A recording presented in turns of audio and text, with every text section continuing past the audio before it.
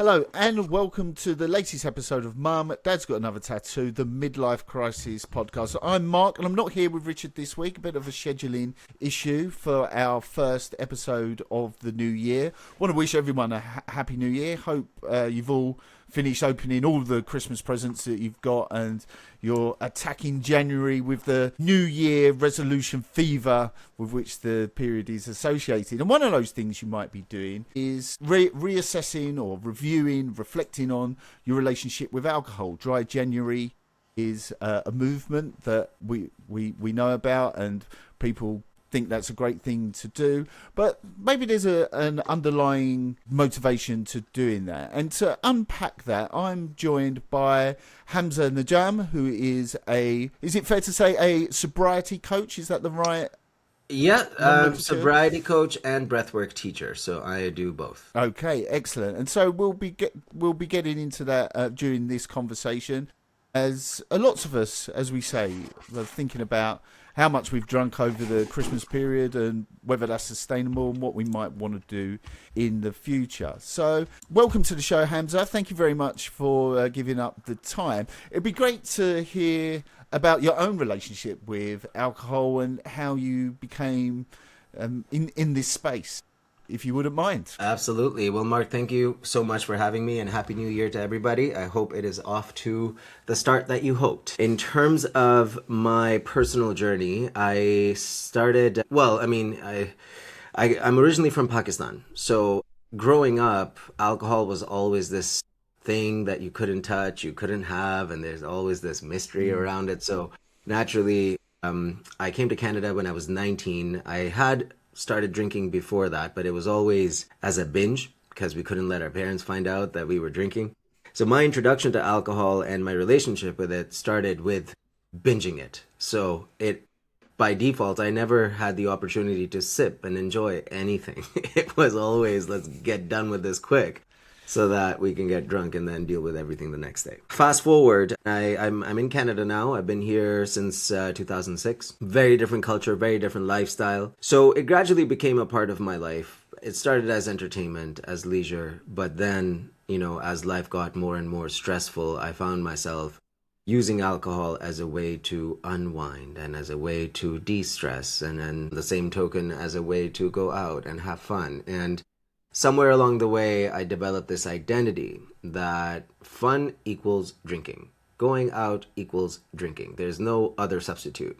Boredom equals drinking. At home with nothing to do equals let's have a drink. Come home from work, there's only one thing on my mind. And as the years progressed, I was also an event promoter. So my life was surrounded by house, techno, late nights, early mornings, and a mixture of the two. And the company that I kept, everybody that I hung out with, everybody that I socialized with, like drinking cocaine was just normal. Like nobody would bat an eyelid. You could literally walk up to anybody in my circle and ask for a line, and 9 out of 10 times they'd have one for you. So that's kind of, where I was. I'm 38 years old now. I've been sober. It's going to be 6 years in March. So March 2020 is when I finally started to change my relationship with alcohol. The fun thing is, though, that I had been trying for several years prior to that. I tried AA, I tried therapy, tried smart recovery. I went to a 16-week program. I had a counselor. I tried moderation. I tried not going out. That never works. So, I had developed this idea that maybe it's just not a thing for me. Maybe I am just someone who will always drink this way, and maybe I can control it. Maybe I can drink less. Maybe I can drink only on weekends. Maybe I can, the whole 9 yards. How I ended up where I am is I remember distinctly January 2020. I'm like, it's a new decade. You gotta do something with my life. Like, what is this? And I didn't even realize. But the struggle with trying to stop drinking, along with the sheer volume, like I was a couple of bottles of wine a day towards the end of it, and then that's just weekdays. Then weekends were a completely different kind of a gong show. I had become depressed, become unhappy, lost joy in life. People started saying things like, you used to have all this energy and you used to be, a different person, and now you're different. Now you're a little bit slow. Now you're a little bit dull. Now you're kind of just more flat. And that got me thinking. And it made me realize that, okay, it is taking over my life. And it's not until you try to stop that you realize just how deep you're in, right? Like all of us will tell ourselves, oh, I can stop when I want. I just don't want to. Right. That's like the biggest fool's paradox that I realized for myself. So after trying, starting and stopping and failing probably hundreds of times, by March, I recognized that maybe I am the problem. And what that means is until that point, it was always external. If I didn't have these friends, I would be fine. If I didn't go to this party, I wouldn't have drunk. If I didn't do this, or if I didn't do that, or if I had something to do in the evenings, all these excuses. And when I finally realized that, wait a second, maybe I am the problem and nothing else is, I discovered meditation for the very first time. It may sound a little bit weird, what does meditation have to do with sobriety? But what it did was it allowed me to really dig deep into why I am the way I am now, why it is such a big part of my life, why am I the only one who goes overboard every single time without fail? Why is it that I am the only one who seems to struggle with this among all of my friends? And the practice of mindfulness and meditation allowed me to unlock the real problem. And the real problem was I was just unhappy. I had become unhappy with the way I looked, the way I felt, the life I was living, the money I was making, all of it. I was just completely unhappy. And by default, I was always wishing for things I didn't have. And by default from that, I was always grounded in lack. I don't have enough.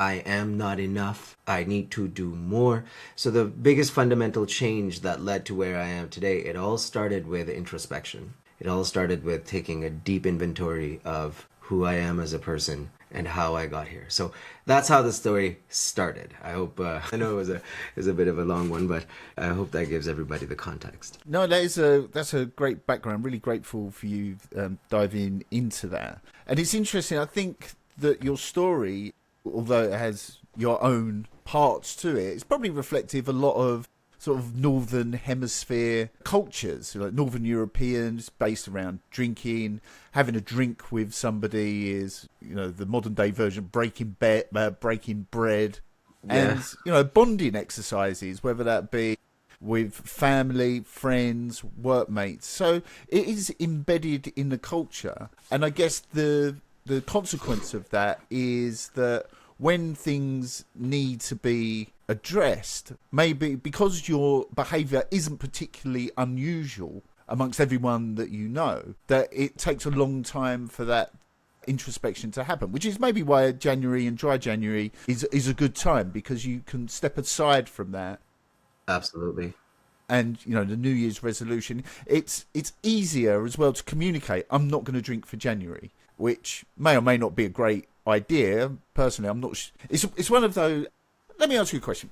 How do you feel about the dry January movement, if that's the right way to phrase it? Because I guess what you're balancing is one of the worst times seasonally in terms of the weather. I mean, I'm looking out of a pitch black window Yeah. with rain streaming down it. That is probably one of the worst times, but it's also the time where people are more likely to reach out or consider their relationship with alcohol. Absolutely. I mean, look, it's a new year. As you asked me what I feel about dry January, I think it's fantastic. I think everything that's happening in the world right now, there has never been more awareness around alcohol than there is today. If you look at non-alcoholic drinks, the sales are up over 400%. What? That is ridiculous. If you look at the generation that's coming up now, people born in the early 2000s that are in their 20s now, they rarely drink. And I mean, they're doing other things, sure. they're not drinking the way we were, or the way the generation that before us, the one that, was born in 60s, 70s. So there is a huge shift that is happening. So by all means, whichever way it happens, the awareness is a must. People need to recognize that no, one drink, one glass of wine is not good for your heart. That somebody spread that information years ago, and somehow that became the staple. It's also the culture. It's very hard. Like you hit it on the head. People feel it's easier to communicate, I'm not drinking for January. Well, let's unpack that. Why does that exist? Why does shame around not drinking exist in the first place? Why is it that the person who is trying to make one of the hardest changes of their lives, when they say, oh, you don't say that to someone who's like, oh, I quit smoking crack. You don't say, why not? What's wrong? Are you an addict? Like, fuck. Sorry. No, we're fuck friendly here, so go ahead. Okay, that's good. That's good to know. So, that really does bother me a lot because, as a coach, it's one of the things that I come up against a lot. Like, people are like, oh, what excuse do I make? Just say you don't feel like it. Yeah, I feel that pressure as well. I've felt it. But I wonder how... I've got a couple of anecdotes, I guess, to demonstrate the problem there. I guess the first thing is that... So I haven't drunk for about a year. I don't know exactly the date, but like a racehorse, I'll say it's the 1st of January. Seems like a good enough time anyway, and close enough. But the other aspect was that really I was making excuses. I wouldn't say I'm not drinking for January. I thought I'm just going to stop drinking because I want to be fitter, I want to be healthier, I want my muscles to be bigger, my fat to be less, and I think alcohol's getting in the way of that. It was getting in the way of my sleep as well. I was definitely not sleeping as well. And yeah, I would say for about 3 or 4 months, I would just be the person who was driving. If there were work events, I would say, I've got the car at the station, I've got to drive it home, so I'm not. And you know what? I know there's a drink drive limit, but I think that maybe 0 should be the right amount because I don't want to guess like whether I'm over or under or not.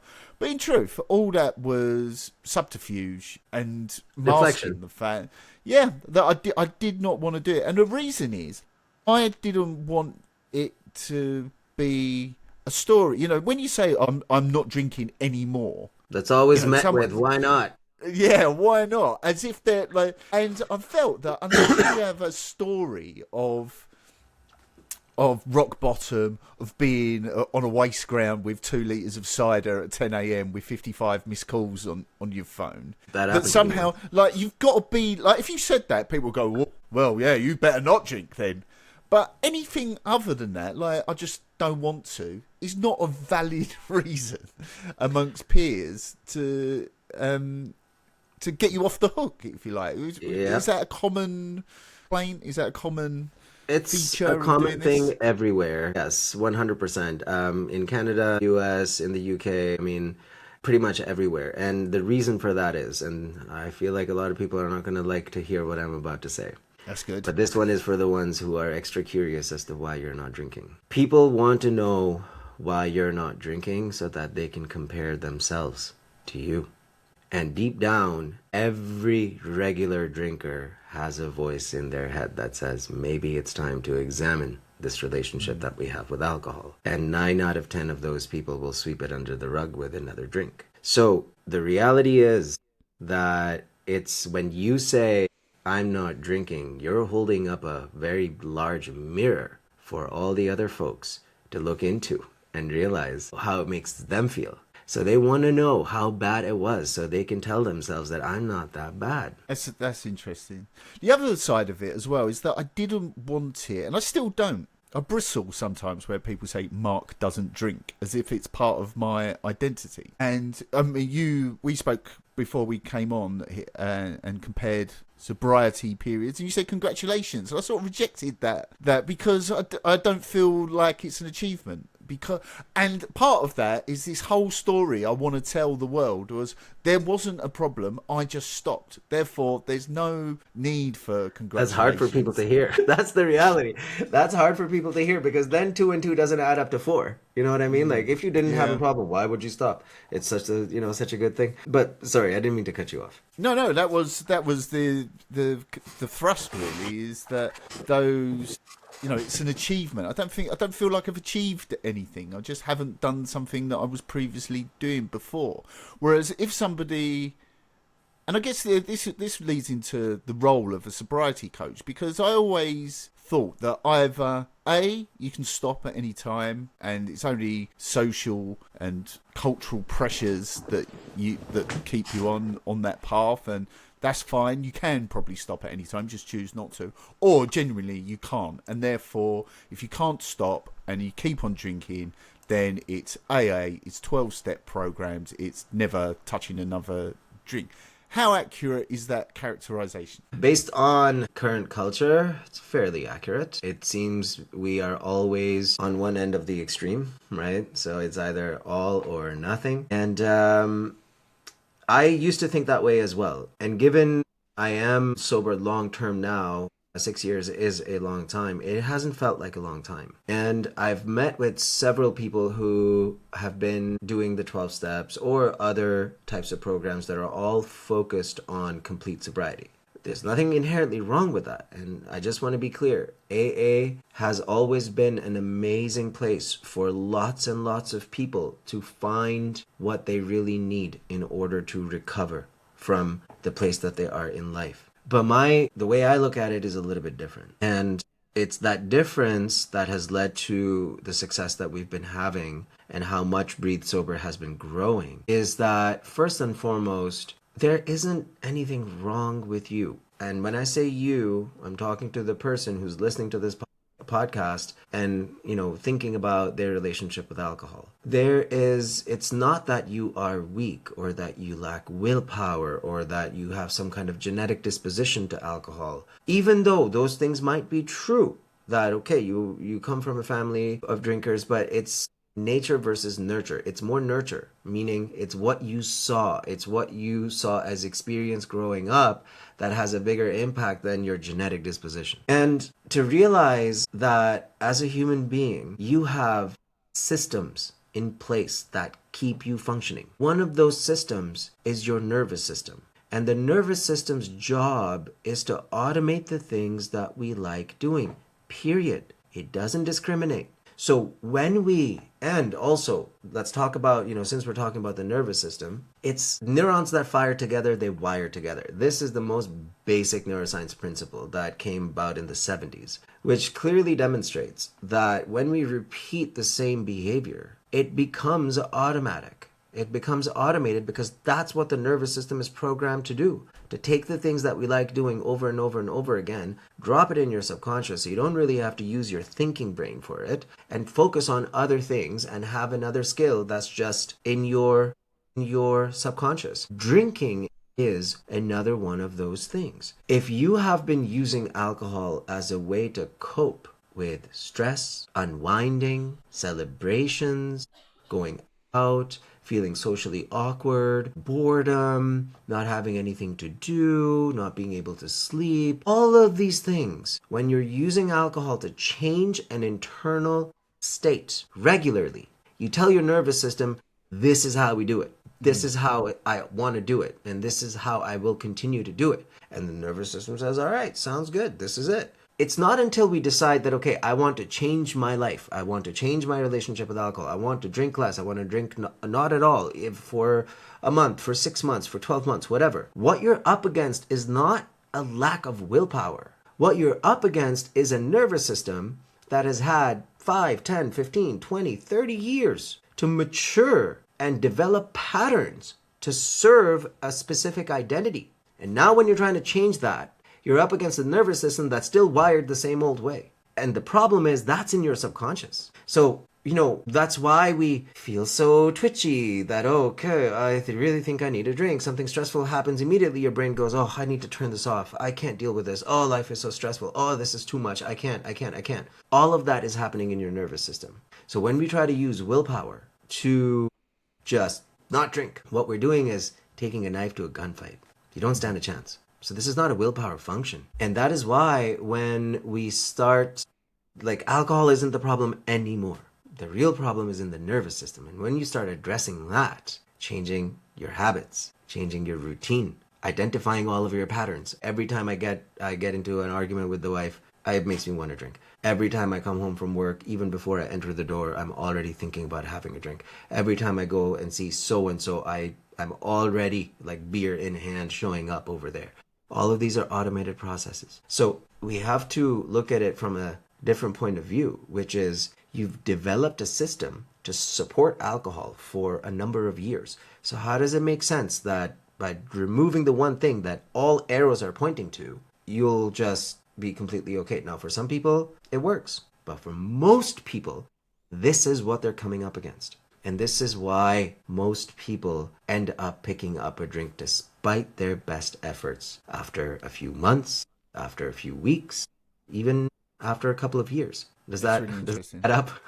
Yeah, it does. I'll come back to some of that in a minute, but I'm actually interested in how your particular coaching approach addresses that central nervous system problem. Like, what do you think of as, I know we're talking about 12 steps and this is not that, but what's your first step of however many it is? Well, the first step is to recognize that there's nothing wrong with you. You're just a human being. You've wound up in a situation, and the same way you wound yourself in here, we can use the same principles to wind you up in a different place. Is that something? The second step. Sorry to interrupt. Is that an easy thing to do?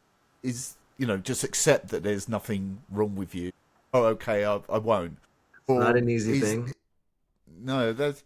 People carry years of shame, years of guilt, years of regret, years of hiding bottles, years of, oh, I didn't drink, I only had one. So yeah, it takes a little bit of time. But that's why breathwork is so powerful, because you get to bypass the ego, you get to bypass all the natural things that are telling you, no, this is who you are, this is who you are. And there's a concept called the old mind versus the new mind. I'm not sure if we have time to get into that, but that is at the heart of this, which is your body becomes the mind, your body becomes used to the way you're feeling, because the way you're feeling usually releases certain chemicals. So as an example, if you are someone who's constantly worried, constantly thinking about the worst case scenario, or constantly waking up with shame or guilt or regret of why I did it again so much last night when I just wanted one, and so on. All of these are emotions, and emotions, when we feel them, they release certain chemicals in our body, and then the body gets used to those chemicals. So in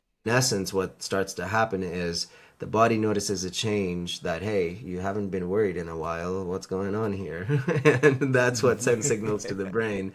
And you kind of start thinking along the same patterns to release those same chemicals. So that's what it means to have your old mind, and then the new mind that you're trying to build is the one that would look at a sobriety page, look at, what options are there for me, the one that would maybe book a call with someone to see if it's a good fit, right? So there is always that voice that's trying to emerge, and that is the one that needs to be nurtured. So that is the old mind versus the new mind. Now, going back to what you asked, if it's an easy thing to do, we're talking about releasing years of shame, years of guilt. So it takes a little bit of time. But just acknowledging that there isn't anything wrong with me, it's just the system that is set up this way, and I can change that system. It takes off a lot of the pressure people put on themselves. The second step is to recognize that until you forgive yourself for whatever you're holding on to against yourself, the same things that try to come up when you say you're bored, it's not really boredom, it's uncomfortable feelings coming up that you don't want to deal with. That's why you need a distraction. TV, scrolling, this, that, all the other. We have to turn toward those feelings to really get to the root causes. So those would be like step 1 and 2, if that makes sense. We have 4 phases that we go through. The first phase is the mind, the mindset, the belief systems. What must you believe about yourself to be true in order to have this feeling or emotion toward something? Right? So your belief system, your triggers, trigger meaning not like the PTSD kind of trigger, but a trigger is essentially something in your external environment, such as you're in your office, you're done at 5, but by 3 o'clock, you're already thinking about what you're going to do in the evening after work. So 3 o'clock is a trigger in this instance. That then leads to you thinking about drinking and thinking about it, feeling what it would feel like, and kind of just getting caught in that whole mindset. So we work through all of that. That's the first phase. Then the second phase, which is personally my favorite phase, is most people are not able to see what life would be like if they were to be alcohol free. What would they do for fun? What would they do on weekends? How would they start their day? How would they end their day? How would they take time for themselves? How would they deal with stress? How would they deal with painful emotions? How would they deal with conflict? How do they deal when kids are not listening? How do they deal when boss says, sorry, you got to be in on a Saturday, right? All of these things. There's a technique that we use which utilizes the power of the frontal lobe, visualization, but not just seeing a pretty picture, embodying it, feeling what it would feel like to be that person that you're trying to visualize. So that's kind of the second phase. The third phase is more about rewiring. So this is where we are literally constructing new habits. This phase can be challenging, of course, but that's why coaches exist, to support people through that. And then the fourth phase starts about 3 months in, and that phase is the most powerful one, where we build the new mind. In order to build a new mind, we have to release a lot of the years and years and years of unresolved stuff that is usually coming up for people at that time. You've been sober about 3 months, give or take, by the time you reach that phase. And that phase is about 3 months. And by the end of that, most people tell me that they don't even remember who they used to be, or they don't even recognize who they used to be. Yeah. That must be incredibly powerful. I'm trying to reflect over my own previous 12 months to see if any of that resonates. And I guess there's two aspects that I found difficult in terms of life without drinking. And the first one, funny enough, is at work. And I think this is, I was helped by my domestic situation in that I live in quite an isolated area that requires driving a lot. So my wife and I often negotiated who would be the driver and who wouldn't be. And so now I'm the default driver. I'm happy to do that. And I've found that I was happy in most circumstances without drinking. With all I had to do was find a drink I could have in my hand that I didn't want to drink in 2 minutes. So if you have, you can't drink Coke all night, your teeth will fall out. And I think alcohol-free beers are pretty good because they mimic that aesthetic. And, no one expects you to necessarily drink 10 pints of fake Guinness. But, just having it there, I think, takes away that othering, that you're not part of the gang because you've got something that looks like a drink in your hand. And I think that helps. But what really, I really started to notice is that I was in a work culture where drinking after work, going to conferences and staying out till 2 a.m. was a thing. And I wasn't part of that anymore. I think it might have hurt me, from a career point of view in the short term, even if it may benefit in the long term. I was actually messaged by someone as well who said, having been in a role where I travelled a lot with salespeople, were constantly entertaining clients, the idea of sitting in a dank, dark bar watching everyone else drinking up the bill made my skin crawl. The comments, never trust a non-drinker, come thick and fast at that time, and in that particular industry and sector, the easiest thing to do was extract myself once the business side was done. What did amuse me was nobody at the dinner table ever asked the lady who turned down potato and pasta why she wasn't eating carbs, but I was always in the firing line when I quietly turned down a glass of wine. And I felt, that surely is not an unusual sentiment to feel, but it's that work dynamic as well, because you can choose to live your life in a different way, but you are constrained by a power dynamic at work if you suddenly change it. How do you approach that particular dynamic? Because as I say, I think that's hurt me this year, even though I've got massive health benefits elsewhere. Yeah, that is a tough one to crack. It shouldn't be this way. You shouldn't have to miss out on opportunities simply because you make healthier choices for yourself. And let's face it, that's kind of what it is, right? Would the same thing happen to someone who at the same dinner would say, sorry guys, I gotta go to the gym and work out now. See you later, right? Would they be met with the same scrutiny? Somebody said, oh, sorry guys, I can't participate. I gotta go home to the baby. Would they be in the same situation? No, they would. I think the gym would be you're leaving this booze up to go to the gym. I can definitely hear that echoing in my mind, you know. Or you can say, oh, I'm going to be a bit late to the boozing because I'm going to go to the gym, and they're like, You "Ooh, go to gym you're," first, you know, yeah. this sort of mocking appreciation. You're very dedicated, which to me, there's an undercurrent of what a boring bastard. You're going to the gym instead of having a laugh, you know. So look, this goes back to the culture. This goes back to one of the biggest problems when people are trying to change their lives is they come up against stuff like this. I really wish people could just live and let live. But what you're talking about is a deeper problem. It reminds me of that episode from Friends where Rachel starts smoking because they go and take smoke breaks and talk about promotions, and she really wants that promotion. It is unfair, I will say that. However, changing a culture is not going to happen in a couple of years. This is a decades situation. To all the people that make this choice for yourself, including yourself, Mark, all I can say is, since you gained your health, I would focus on what you have gained instead of what you have lost, because it was never meant to be yours to begin with. Does that make sense? Yeah.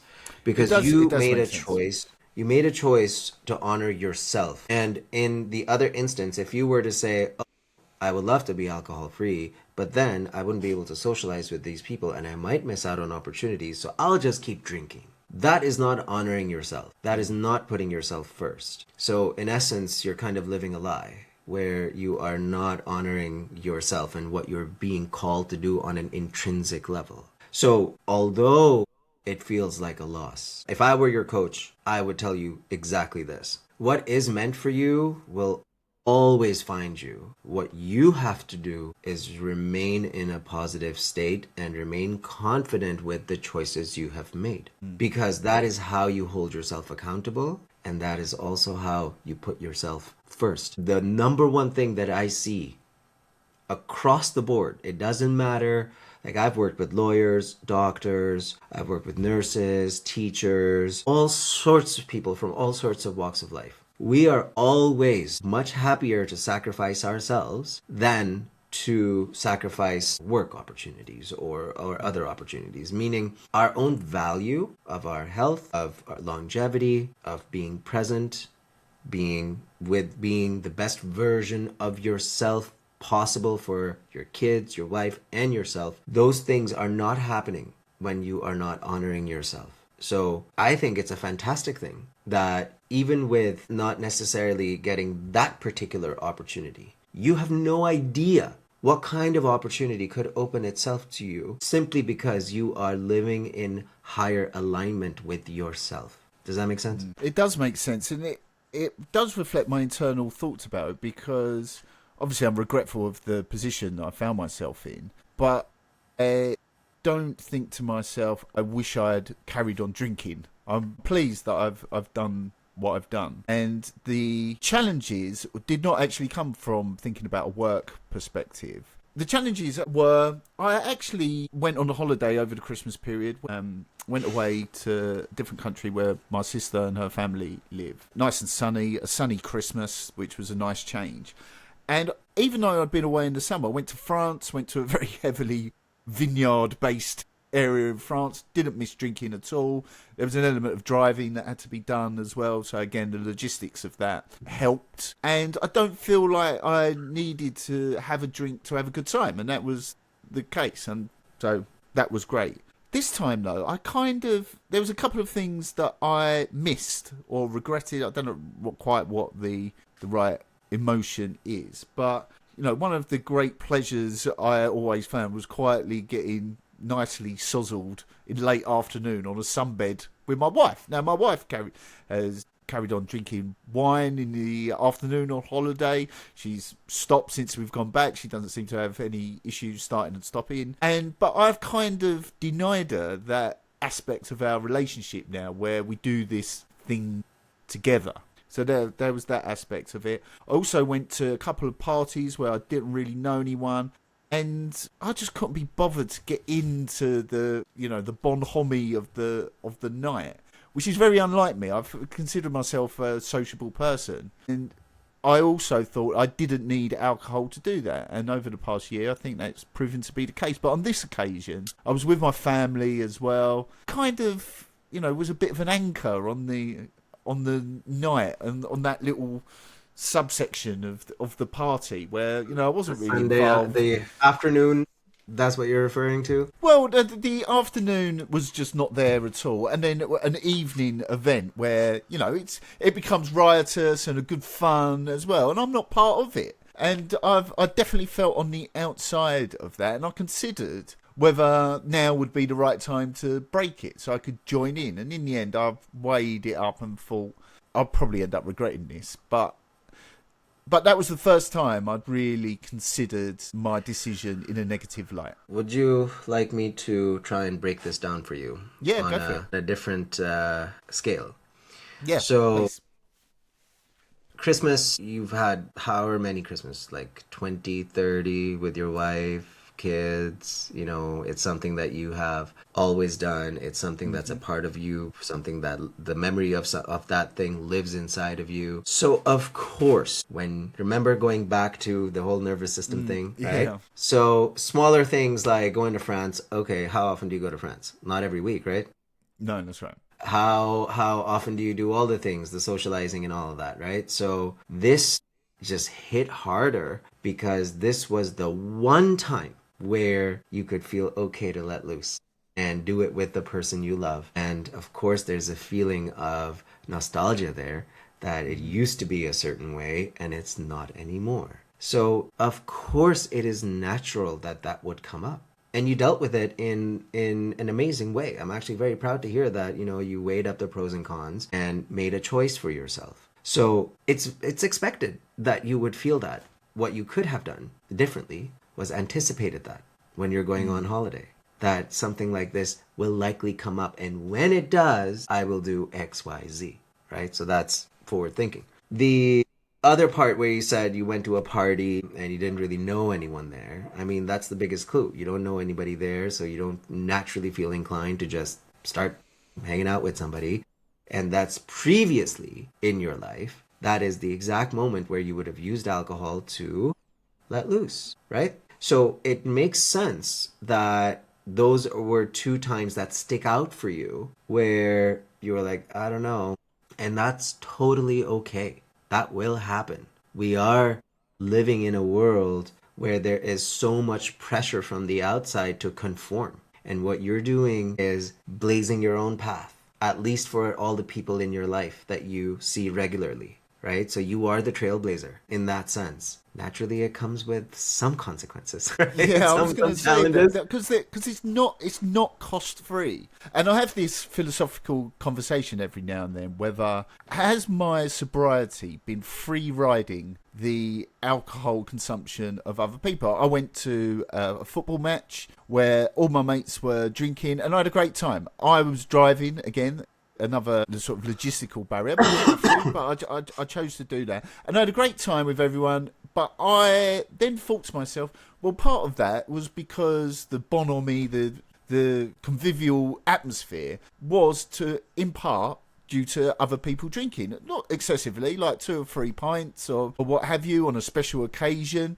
And I'm not paying the cost of that, like physically or emotionally, but I am getting the benefit of it.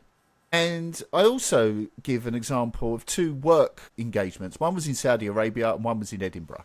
The one in Saudi, we had a client dinner and it was hard work because it never got loose. And I was basically, no one joined in. It was a very much like work where me and my colleagues, we had to basically perform for about 3 hours because people weren't joining in. And I contrast that to the one in Edinburgh, which was much more, bottles of wine every. And it turned into a very lovely evening because it didn't feel like work. It felt like relationship building. And so, I'm the trailblazer, but where that trail ends is these boring, sterile social occasions that are no fun whatsoever. So, that's the realization that I've come to, that I don't actually think that everyone should be... Do you see what I'm saying? It's a hard thing to say. Everyone shouldn't be sober because then the world would be boring.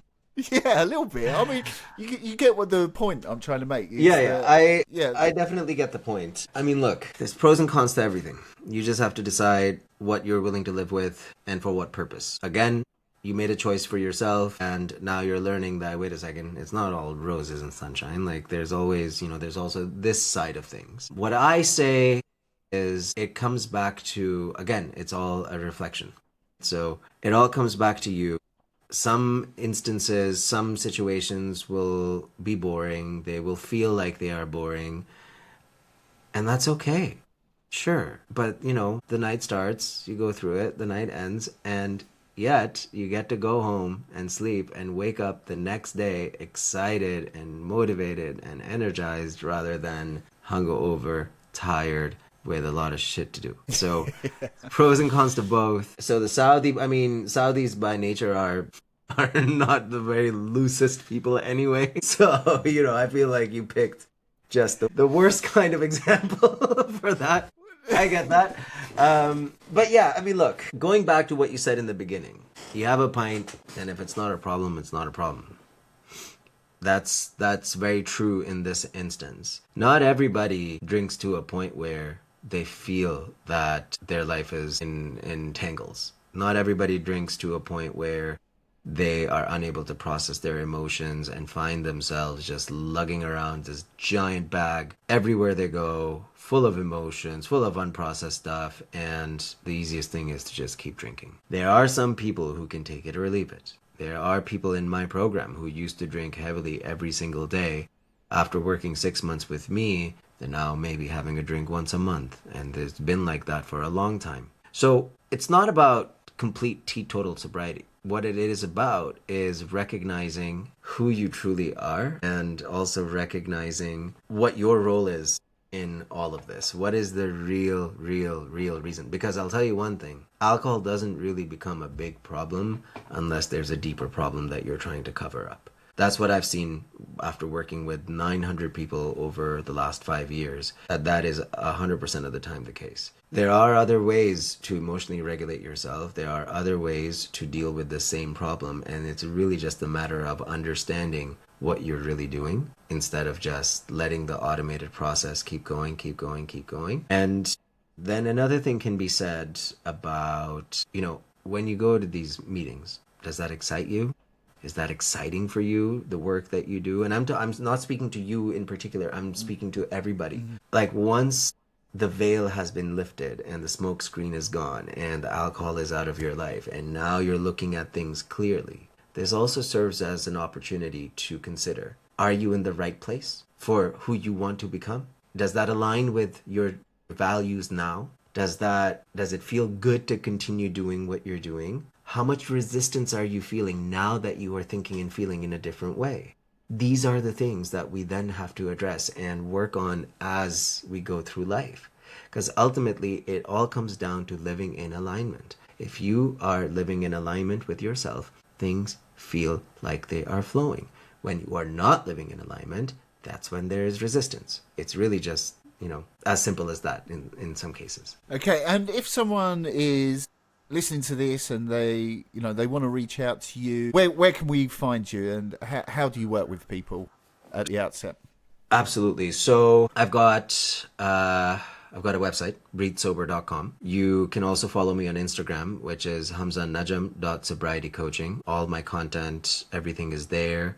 I've also got a YouTube channel that's got tons of free breathwork. And if you want to speak to me, just on my Instagram, there's a link. I can share that link with you guys as well. You can book a call. I do a consultation, and that consultation is about helping you understand exactly everything we talked about in terms of the nervous system and how your nervous system might be wired, how it is wired right now, what might be keeping you stuck, and what the step-by-step solution for your specific situation might look like. And after that, we can decide, if we decide that it's a good idea to work together, we can talk about that. I also have a membership for those people who kind of want to tackle this on their own with minimal intervention from me, right?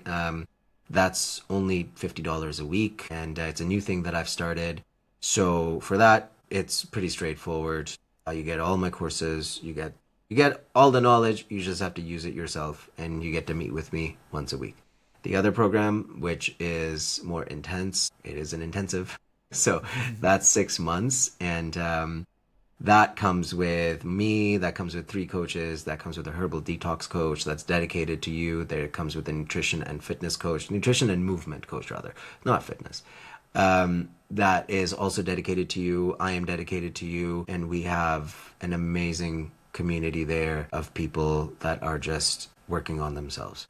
So that's how I do it. I would say if you are considering making a change, or if you are already doing dry January and are curious to see how easy and fun it can be to build a thriving alcohol-free life for yourself, then I'd love to talk to you, and we can see what how things are set up right now and what the path forward would be. So it's all very laid back and easy. That's great. We're going to include all those links in the show description. If anyone wants to get in touch or follow Hamza, I really encourage you to do so. There's some great stuff both on his YouTube channel and Instagram and on the website as well. So please have a look at that, and who knows where that may lead you, the listener. So thank you very much for if you want to do that. But I also want to extend my thanks to Hamza as well. I thought that was a really insightful, and you have a very calming way of talking about this, and so I think it's really helped me sort of reflect on the past year. And because I must say, the Christmas thing wavered me, and it was only the sense of regret that I think I might have felt post that. Look, Mark, you got to give yourself some credit, dude. That's really what it is. Christmas is a hard time across the globe for everybody, even for myself. Like, my parents don't live here, and it's like sad, it's boring, it's nighttime comes very soon, 4 o'clock, it's dark, seasonal depression, all of it, man. There's a lot of pressure, there's a lot to do, there's presents, there's social engagements, you got to go here, you got to go there, you got to look after your kids, all of it, the expectations, all of it. It's just a hard time. And, there were, for every 100 people that were in your shoes in that exact situation, I don't think 80% of them would have made it. So just, it's life can be hard. We're not saying that life isn't hard. Life is hard. In fact, because of the way life is structured in the world that we live in, there's millions of people who resort to escapism by way of alcohol and other things. That's the world we live in. That is the truth. That's why, again, I said congratulations in the beginning, because you are doing something. You're going against the grain. You are showing by example, by leadership, that there is another way to live your life, and that this is not the be-all, end-all, at least for the people that communicate with you, that see you every single day, right? So it's not an easy thing to do, but it is so worth it, because you actually get to live your life. Because it's not living your life if you're always thinking about what's going to happen tomorrow or what already happened yesterday. Because both of those things do not exist. They only exist in your mind. So the only real thing we have is the present moment. And think of it as a litmus test. You went through the whole year. You came up against the biggest boss on the last stage, right? And you won. Next year, It's going to be easier. The year after that, it's going to be even easier. So just keep going, dude. You're doing great. Well, Hamza, in a reflection of my own personal growth, I'm going to accept your congratulations and your kind words this time as well. And I would like you to accept my gratitude as well for being on Mum, Dad's Got Another Tattoo. It's been great to have you on there, and I really hope that our listeners get some benefit from that. I'm sure they will. Absolutely. So thank you very much. Thank you so much for having me. This was fun. I thoroughly enjoyed it. And yeah, all the best to you and to all of your listeners.